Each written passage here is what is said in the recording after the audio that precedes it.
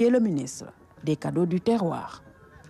Suite de notre série de reportages sur les préparatifs de l'hivernage, direction ce soir la commune de Diakhaï Parcelles. Souvenez-vous, il y a 20 ans, ce site a été construit et entièrement cédé aux sinistrés des grandes inondations de l'époque. Depuis, Diakhaï a bien changé, ses habitants aussi. Ibrahima Pabidiédiou signe ce reportage. Diakhaï, 20 ans après. 2005, année historique. Ils avaient quitté leurs localités respectives, engloutis par les eaux de pluie, pour être relogés dans cette commune de Diakhaï Parcelles. À Diakhaï 1, certains se souviennent de ce jour comme si c'était hier. On nous avait d'abord conduits au lycée, puis à la foire et à Baïniach. Nous habitons à Médina Gounass. Plus le temps passe, plus cette commune devient à son tour une zone difficile à vivre. Ils nous ont amenés ici alors qu'il n'y avait pas aussi de réseau d'assainissement. Plus grave, ils ont entamé des travaux de l'autre côté. C'est ce qui a impacté gravement notre cadre de vie. Si vous entrez dans d'autres maisons, vous verrez que beaucoup ont des problèmes avec leurs fosses septiques. À notre niveau, les populations se sont cotisées. Chaque maison a donné 10 000 francs pour chercher des tuyaux d'évacuation. C'est la nappe qui a commencé à se manifester gravement. En pleine pluie, il est invivable dans certaines maisons. Ces images en disent long sur le niveau de la nappe. Dans la cour de beaucoup de ces maisons, l'on se croirait en plein hivernage, et pourtant non. Vous verrez que partout où nous sommes passés, nous avons un niveau de nappe très élevé.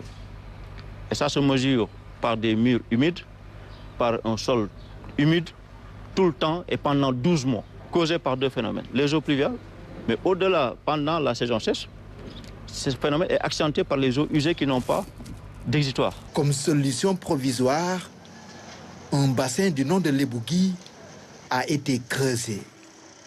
Mais il devient un voisin encombrant. La Direction de la prévention et de la gestion des inondations, DPGI, a procédé cette année à son curage pour mieux contenir les eaux.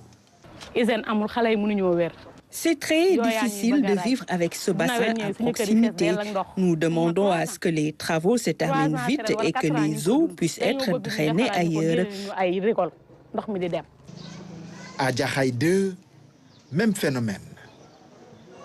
Ces eaux sont le résultat de la toute première pluie. Tu as vu les dégâts qu'il a déjà fait ici? Pour une première pluie, si ça tombe toute la journée, comment on va faire ici? On reste bloqué dans les maisons, personne ne sort. Les maladies, le paludisme, tout ça. En plein hivernage, c'est vraiment difficile. Parce que là où on est en plein hivernage, tout ça, c'est de l'eau. Quand on parle de la commune de Diakhaï Parcelles, ça englobe la cité gendarmerie, ça englobe les parcelles assainies, ça englobe aussi Diakhaï 1 et Diakhaï 2. En réalité, Diakhaï est une zone non édificandi. Ce qui s'est passé, il y a eu des années de sécheresse. Donc les années 70 à 86 à peu près. La pluviométrie étant largement réduite, ça veut dire que des périodes sèches, les populations se sont installées. Et plus ou moins après les années humides, en plus de l'urbanisation, une pluviométrie humide s'est installée. Ce qui fait que maintenant, ces zones reprennent vie en quelque sorte. Donc, sont ressuscitées sur le plan hydrologique. Donc c'est ça aujourd'hui, parce que si ce n'était pas habité, on n'aurait pas dû parler d'inondation. Parce que ça devient un cours d'eau naturel. Nous comptons 28 quartiers, mais pratiquement dans chaque quartier, on a des problèmes d'inondation. Mais d'ici l'année prochaine, des solutions durables devraient être apportées. Le projet en cours dans Kermassar Sud devrait s'étendre dans toute cette commune. Et là, nous venons de lancer un appel d'offres pour, à partir de décembre, voire premier trimestre du mois de l'année 2026, attaquer ces travaux et boucler le projet a priori dans sa première phase d'investissement. À l'unité 9 et environ, ce projet a apporté un souffle nouveau aux populations. Ce bassin est le plus grand installé dans la zone. Les voiries en pavé ont donné également une nouvelle image à cette cité et environ. Lorsqu'on est venu ici, il y avait une inondation énorme. Et les gens, ils ont vécu pas mal de problèmes à cause de la pluie. Par rapport à l'heure actuelle, tout est différent. Pourquoi tout est différent? Il y a des travaux qu'on a entamés et ça a été bien fait. Mais tout n'est pas rose. Certaines zones sont toujours inondées.